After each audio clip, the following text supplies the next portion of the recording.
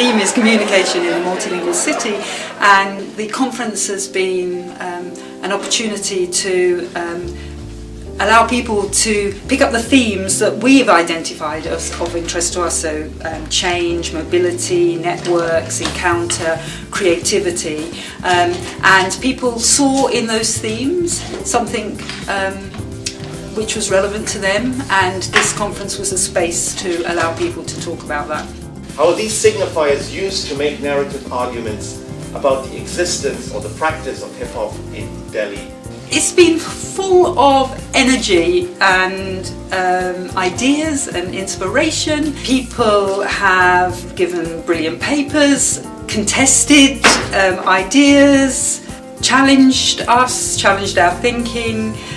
We can identify those acts of sociolinguistic citizenship, not as fragmented bits of language or subconscious assumptions, but as forms of life. Traditionally, sociolinguistics collects data from regular people and then goes off and analyzes it and comes up with ideas about language and its social value for people. So a lot of linguistic knowledge has been generated that way apart from the people who are actually using the language. So the idea of citizen sociolinguistics is that people themselves are generating a lot of meta-commentary about their own language and reflecting on it and talking back, and they love it. It's like entertaining and fun. They're talking about the way they experience language, and so it's probably the most relevant type of knowledge for something like sociolinguistics, because they're getting at the social aspects of language. So the prospective consumer of this example, for instance, is expected to subjectively feel the fun of the language, and that's where the translanguaging happens, I think. Yes. Translanguaging is about creativity. So, and a creativity cannot exist ad infinitum. It cannot exist forever.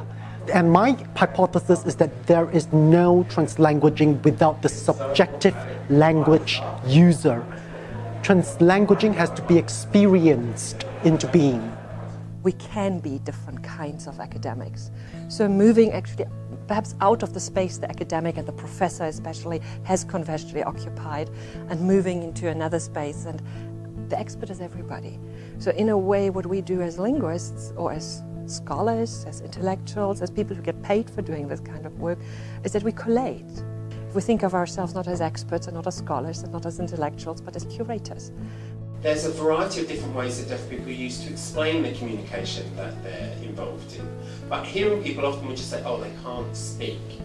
If we look at the resources that deaf people to bring, as we've seen, they're multifold. There are many different strategies people bring.